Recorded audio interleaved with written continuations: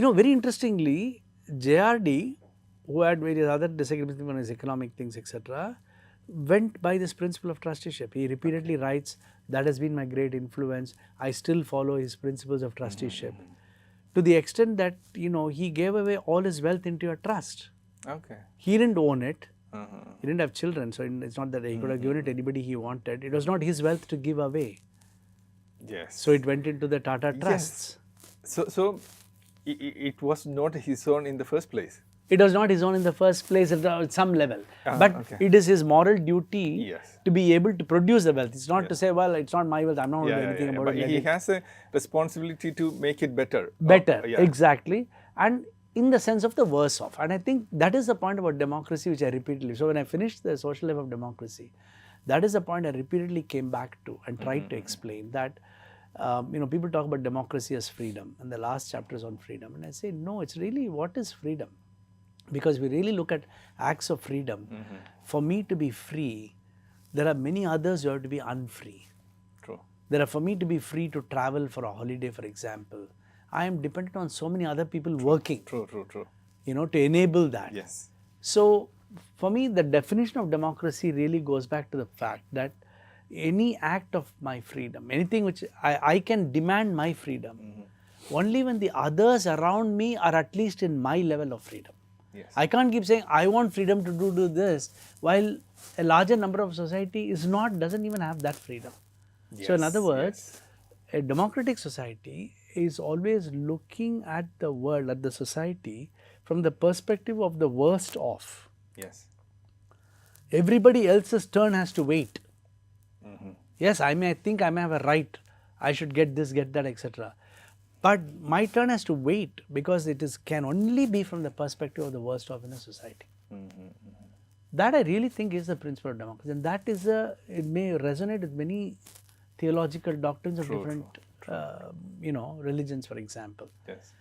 So I am very interested in what you're saying in this, and I myself have a 5-year-old. So I am observing him, how he's growing up, how he's learning how to share, and giving up what supposed to be his. So if my dad giving him 2 candies, he would rush to me and give me 1. So which, I mean, for my dad, when he's giving him 2 candies, even if he's having both of them, he won't have an issue. Even I won't have an issue. Correct. Because that's okay for me to give him my. But I would observe him to learn how he is sharing things. So fundamentally, what you're saying is, so we are innately compassionate. Absolutely. Innately we have a capacity to give up what is supposed to be us. In fact, sorry, just to interject, but when I teach on ethics, I always show, especially when I do with children, I show a video clip of an experiment done with rats. They have done this with many other animals also, rats and monkeys and so on. So there are 2 examples I'll show you. There's one, these are strange monkeys, bonobo, those monkeys, right, in Africa. So there is a caged monkey, and outside the caged monkey there's a plate of fruits. And then they release another monkey who is not related to that monkey, not whatever family ties. And that monkey comes. So it's all shot, okay? It's an experiment they're doing. It comes, it looks at this monkey sitting behind the thing, and it looks at the plate of fruits. Okay? And here it has all the plate of fruit for itself. And the larger question they're asking is, will it open the door and let that monkey to others? So it goes, it begins to eat, and promptly opens that door and let the other monkey come and eat. Okay. There's another fantastic experiment with rats, because everybody says rats are the worst, people also say don't be a rat race. Poor thing, this guy who did this experiment, and the video says they were given such a bad name to rats, because this is a wonderful experiment of a rat, which is, there is a rat which has been imprisoned. Again, like an imprisoned thing, it needs a mechanism to remove it. Otherwise, you can see the rat is caught in this tube. And then there's another tube filled with chocolates, which apparently is the best feeding thing for these rats. They love it. So they release this rat. So it comes, looks at the chocolate, looks at this rat, goes into the chocolate and eats one. But promptly, comes out, struggles to open that. Okay, there are no familial relations here. Open the other rat, and the rat comes out, and they both go and eat. So this first rat may eat more of the chocolate than the second one, but it is shared. Okay. I mean, I think it's humans who actually teach these questions about, the distinctions between people. These are all socially produced in a particular way, including the fact that they're not family, that they can't share this, and so on and so forth. So, given this optimistic potentiality, then societies must be geared towards strengthening these potentialities rather than eliminating them. Yeah. So I mean, that's a very optimistic view of things. Like, we have a potential of, like, within us to nurture, to give up, to be compassionate, to be caring towards others, and to basically to think about other than myself.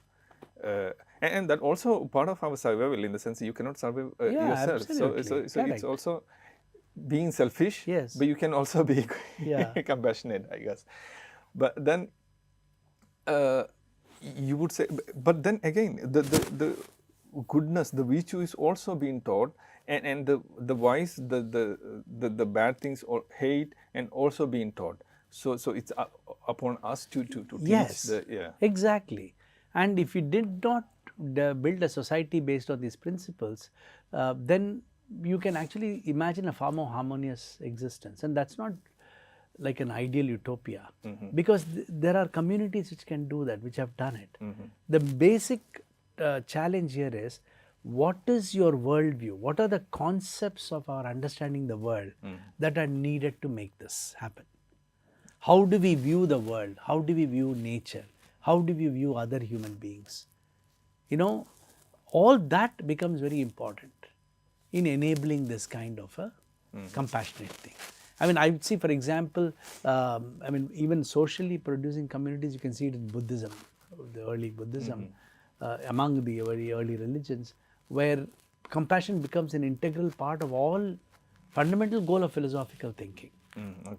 There's no point in just being very good in logically solving problems if you don't produce, if compassion is not accompanies this particular knowledge claims. So definitely one can produce systems like that. But today, we have to, we don't talk enough about it. We tend to take for granted technology is such an obvious thing, and it's there, naturally there. It's all absolutely consciously produced machines which produce hatred in particular ways.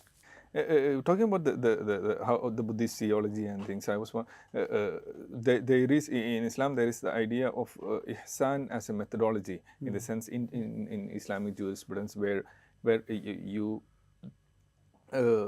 give the primacy of the goodness, like what is good for the other. And ihsan literally means, like, husn means the beauty. So beauty and goodness, So this as a methodology, how to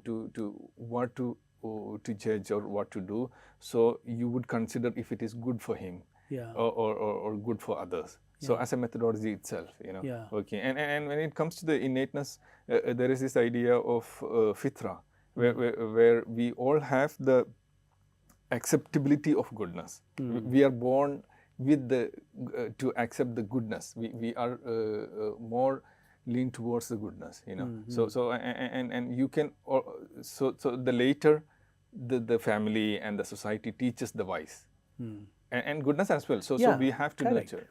And I think I tend to believe that the only thing is the larger problem of the others. How do we see the others? Who belongs in our camp and who doesn't? That is the larger issue. So if you say that you look at goodness in all, which is the ideal thing, right? So even about questions of fraternity and maitri, it's about just the recognition. I don't know who you are, where you are from, what you are, but just the recognition of you. Like you were just saying, I don't know what your background, etc., but I recognize goodness in you. True, true. And or I recognize a sense of brotherhood and fraternity. That should be the basis. Yes. And then later on, other identities can come. I mean, Yes, I yes. don't know, I don't think we can escape identities because it's part of our cognitive structure. Exactly, We categorize, like we categorize objects in the world, we tend to categorize things. And so we may, and identity is nothing but categorization at the first level. So, yeah, maybe we do, but at least it is moderated by this. Okay. You know. And on a very personal level, when you do good, you feel good, and your body acts positively. I don't know. I mean, when you hate or you do something, it destroys. Yeah.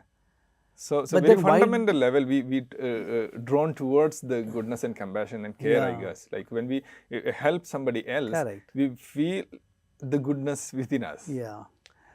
But why, when it is so, let us say, innate in some sense, or even if it, I mean, it even has a consequence that we feel good, why is it that we are so bad all the time? You know? Exactly. So that's I'm yeah. saying that's the struggle in the socialization Yes. of whatever. That's why, for example, in Hindu theology, it repeatedly comes back to this question of the self. Okay. You know, and the removal of the self and the removal of the ego. And that's why I think this is common with the Islamic thought too, about the idea of surrender, like in Bhakti traditions or in Yes. other traditions like Ramanuja and others. The surrender to a higher self, whatever it is, which really negates the differences between each other and so on. So there are, I mean, so there are all these questions about, therefore, the function of where do we learn these concepts from? Yes. What is the role of religion? And whether religion as practice or religion as theology, what concepts come through, you know, all those things become very important. But what troubles me is, like, if goodness is innate within us, why does hate unites more people than the goodness? You know, in the contemporary scenario, like all around the world, the hate unites more people. It seems, you know, Do you the think hate hate politics unites people? I think, you know, people who are in hate, who have this capacity to hate, can't unite by definition. Okay. It's like an inflammable substance, a very volatile substance, let's say, like gunpowder, whatever, some volatile substance. You put two volatile substances together, they'll blow up very fast. Volatile substances, in principle, can't coalesce. Okay. So when we see, that's why I'm saying, some of these things we need some real good empirical data to fine tune it. What is uniting these people? One. Okay. It could be stereotypes. It needn't even be hate in that sense of very specific objects. So here also there's this problem about language. That's why I go back to following a prayer, and Kalpana says all language is a lie, and language is used to produce false worlds, right? These kinds of things which people say, I'm saying this in a very optimistic sense. I know on the ground people are suffering because of this, but if you really analyze it, I think it's not just that all the hate people have come together. True. You know, they're coming together for various other reasons, and the rhetoric of hate produces that community of that group. No, I mean, I would agree with you because and in a pessimistic way, I would say this why. But the thing is, let's observe the Trump campaigns. Why would people vote for Trump? So the core of the argument there is, again, ethics and morality, in the sense I would explain. The thing is, what they are saying is, we have to care for our family, our community. That's the core of the question.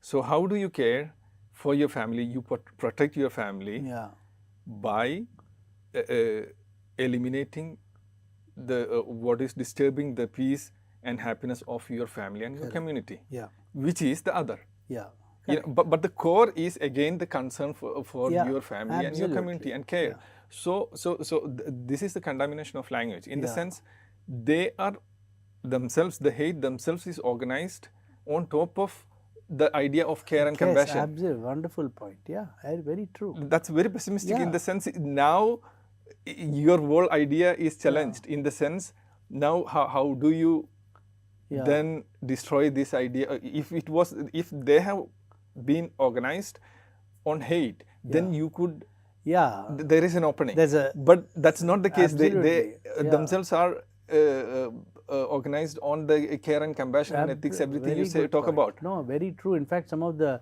very moving story, I mean, powerful stories, I would say not moving necessarily, about, dictators and Nazis are all about how with their family they are like that, with their children they have so much love, etc. But they're just, doing the Holocaust or burning Jews in the back and so on, like it happened in the thing.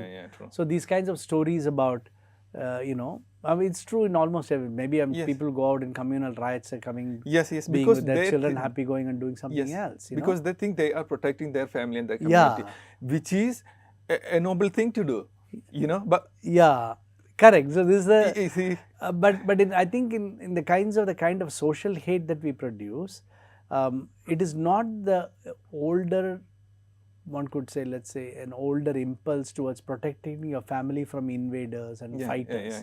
You're not fighting. There's no enemy. Nobody's invading your house. yes, that is the This thing. is the problem. That is the thing. So this is the finding enemy within. Yeah, exactly. You don't have an enemy, Creating and you the produce enemy, yes. hate as a form of a pseudo. Yes. There's a pseudo enemy, and there's a pseudo protection of your family. Exactly. So this is the by creating the other as an embodiment of everything bad, like Muslims are doing this, and Correct. for example, like Muslims are contaminating our things, they are attacking our children, they are eloping with our women, and everything bad. So this has so the other has been portrayed as an embodiment of everything bad. Correct. So that you could create this false idea of protecting your family and things. For now, as you said correctly, protecting your family, which means you are actually, by doing this, by creating an other, what you're doing is you're producing your community. You don't have a community. Yes. None of these guys have a community. In fact, that's why that's part of the problem of what they see as a commonality between people who hate. The only commonality is they all have hate stereotype of the same Muslims. person. Yeah. They hate Muslims. Between them, they have no commonality. Their rituals are not common. They don't read the same texts. Even their practices may not be common. Their food practices will not be common, etc. But to produce this pseudo commonality between them, you need that one particular. A common enemy. So we need to keep attacking this rhetoric and say, this is why you're doing it. Yes. Why? What is there in common with these things? And that's why in the Tamil Nadu questions, the North Indian, South Indian question is also about that, even within Hinduism. What is this common Hinduism that you practice there with us? Yes. So what are we reconciling? What are we coming together? Whom are we fighting? What are we fighting? And why would you, stereotype everybody of a community? Yes. And Here the question of your idea of Maitri comes in. Again, the Gandhian engagement with other communities, the Muslim Hindu communities, opens up a hope. In the sense that there are, hopefully we have a way out from this mess.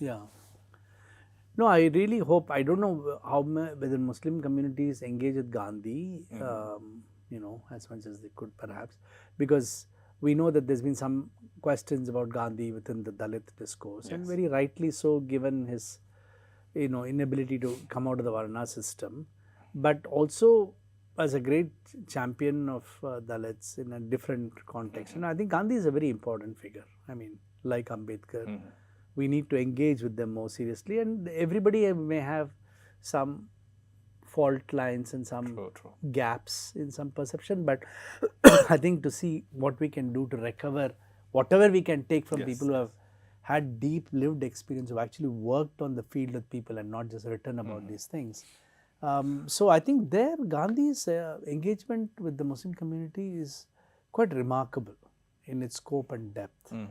And I don't even know if any of it is even reproducible to a small extent today, but at least if it's an ideal, this belief in, first of all, recognizing certain universality of religions. That's a very important step. While we recognize that there are, for various reasons, people have different religious preferences, but certain core positions of references, and therefore being aware of what those religions say. Today there's so much of stereotype about all these religions without each religion person knowing what the other is, what they're even talking about. Eventually they may all be talking about something very similar. Exactly. And for Gandhi to be able to draw upon textually from Islam, Christianity, Buddhism, Hinduism, Jainism is quite remarkable. Even in his thing on trusteeship, he goes back, looks at all these religions and then gives his rules of trusteeship and so on. And this question of, respect and dignity in conversation about people who are not like you, who don't follow the principles that you do. So I don't know, it's become a little bit of fashionable to beat Gandhi now for everything now. And that's why it has allowed the appropriation of him by certain forces who shouldn't. But, I would think there is much in the context of learning to understand the other, not even look at the other, to understand and engage with the other. That's a very important principle. But then Gandhi is challenging because his morality is challenging. He demands too much of each one of us. Yes. And also, he is too idealistic in the sense that he feel that the goodness in us would, or in all of us, would overcome the bad. Yeah. In general, Which unfortunately still believe, is not the case. No, I know, but I'm saying, while there may be, where we see instances where the goodness has overcome, the badness overcome the goodness, are really not about human autonomous actions. They are manipulated actions supported by huge amount of power. They are not even agential act. What I mean by that is to say, I'm going to do this because I hate that person, I want to do this. At the social level, it's actually quite manipulated. That it is not really about our loss of goodness, even at that moment. It's only about a few people controlling particular kinds. I find it very difficult to give up on our sense of goodness. I know, because we are controlled and manipulated, so we have to resist that part. Maybe we have lost our goodness once you allow yourself to be controlled and manipulated. But yes, we may need a different kind of an analysis of that. Maybe. I'm just thinking aloud now that you ask me this. Because we cannot be pessimistic. There is no other way to think about this. Yeah. There must be, so we have to believe that the other is not an option. Yeah. We have to believe that. We have to believe that, certain shared, qualities, etc., are so much more important. Then again, my contention towards your following the prayer, the novel, is the Kalpana, and towards the end, she stops to talk altogether. She stops to communicate. In a, which is very pessimistic in the sense, she, maybe because she thinks communication is not the way out. There is no possibility outside, in the sense that the language is a lie, and you are not really able to communicate, to express what is within and things. So it feels like she has given up, which is not an option. You cannot. I agree. No, I think it's really profound observation. I hadn't even thought of it till you raised it. But my quick answer to that is, she is not stopping communication with people. There's a reason, right? So I don't know who will read it, so let me as well tell the story of it, in the sense, at least the first part. So, as you know, she goes missing and gets lost in the forest, rainy season in Western Ghats, terribly frightening. I remember standing, and half an hour in the dark forest, I get scared. This little girl of 12 years is lost for 3 nights in the rain and in the forest, and she keeps calling out to her gods. What she has been taught and trained. And she thinks no gods come. She imagines they'll come and then help her and save her. And that those 3 nights are traumatic, not because she was scared and all that, she survives it and everything. But because she feels betrayed by language and by her gods. And in that, I'm only using a very simple common trope, which is true of all spiritual leaders. Mm-hmm.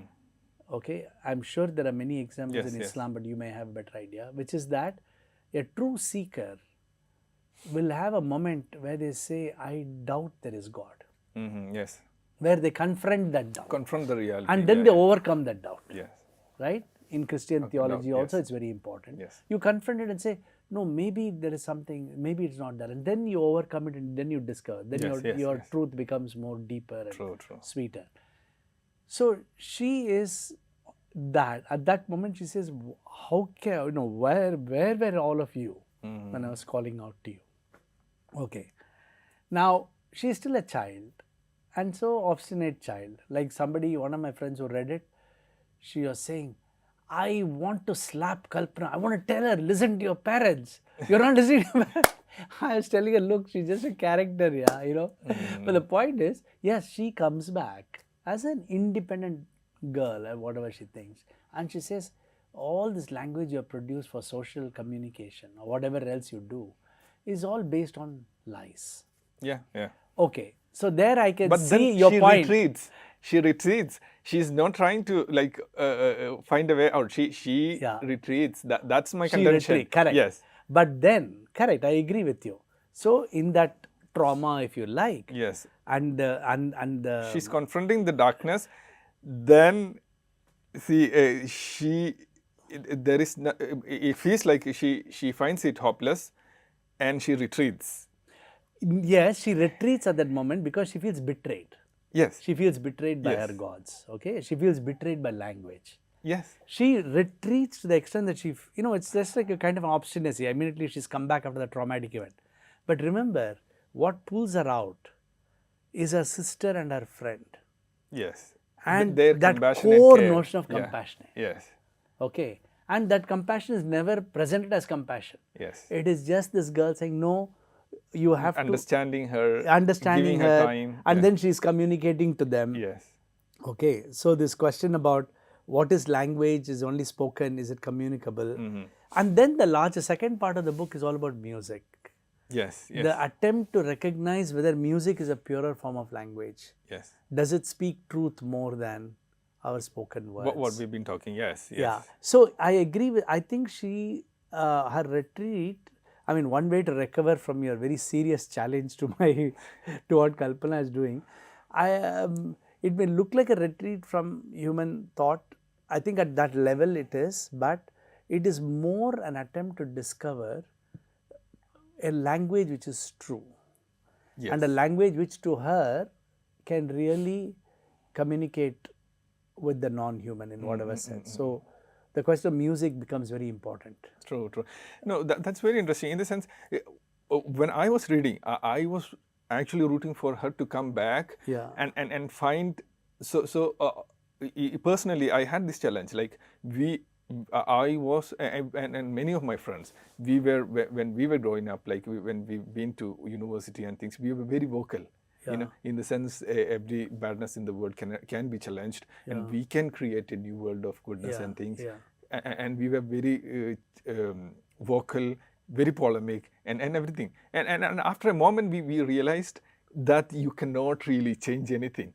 So I can see in Kalpana this moment. that confronting the reality, and I was thinking, and I was expecting her to come with a solution, so because most of us personally, we've retreated from social media and everything. We used to write a lot on social media, and we used to go everywhere and talk and things. Then after a moment, all of us retreated. Now none of us write on social media and things. So I can see my personal journey in her. That's a wonderful point. But then later, we ourselves, we are trying to create another language of communication. Like, okay, this is the reality. Now, how can we go about this? So that's why we are creating new avenues. In the sense that we've started online magazines where we speak about ethics and morality and compassion and care and everything.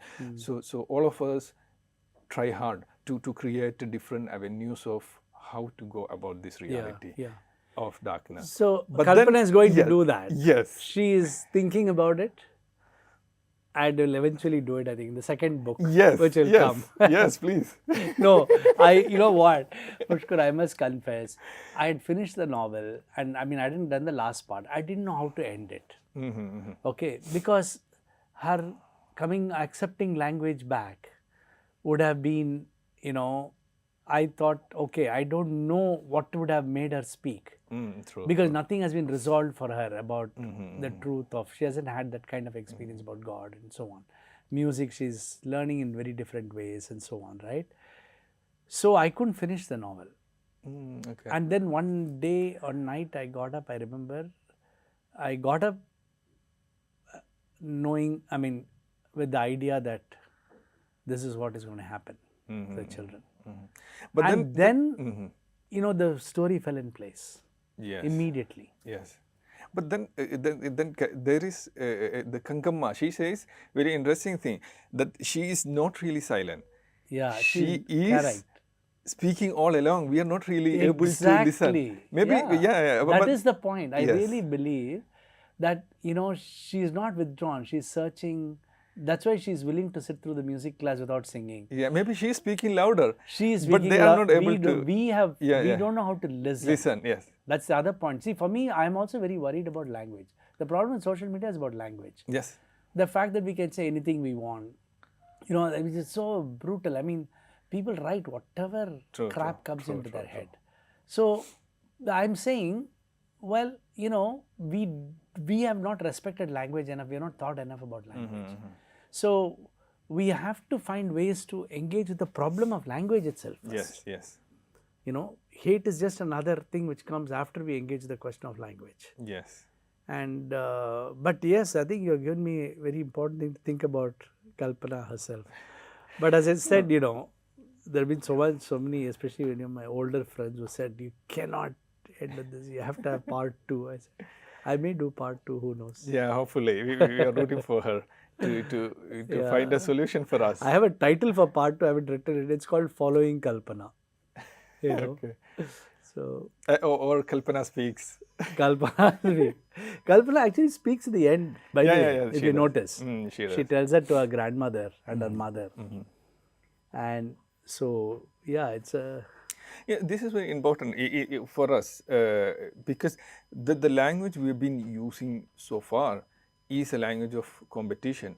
Or I would say that the modernity, what modernity has done is to put a middleman between everything. So you have a fight between or misunderstanding between you and your wife.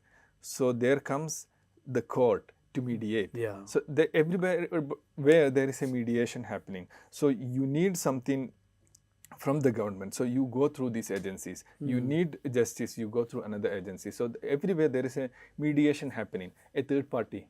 So basically what modern institution has done is to remove us from directly speaking to each other. Yeah, yeah. So you always speak through Yeah. somebody. So a community speak through their leaders, like their politicians. They don't speak to each other. Correct. So this is, I think, Gandhi finds it difficult to understand or to be at home with the modern institutions. He always wanted us the communities to speak to each other directly. Yeah. Through a different language, Yeah. the language of care and compassion, not the language of competition and so on. No, so I think you make a very important point that language itself has to be compassionate first. Yeah. Our actions, which since we are so dependent on language, how do you produce compassionate beings by first producing compassionate language? The movement towards community, of course, a lot of people will also react to it by saying that many communities don't have a good record in treating women, for example, or other, especially the caste structures, other ways properly. So should we even allow communities to come back?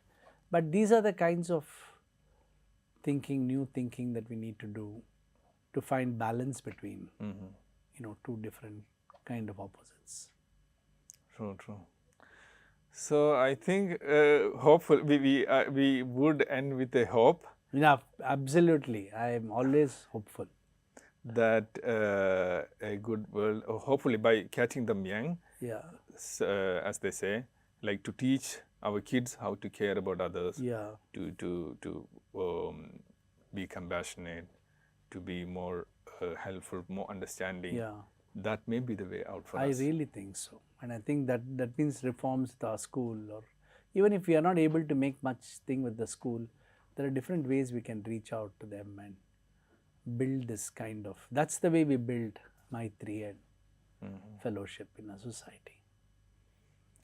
Thank you for Thank you. this That's so wonderful lovely. conversation. Mashkoor, That's it's so lovely. really glad that you did this. Thank you so much Thank you for your deep reading of my work and for sharing it. I mean, I was deeply moved by your writing of the journey of Kalpana, and I was really rooting for her to win. She will. She will. She must. She must. There's no I way know, no way around. out. Yeah. Thank you.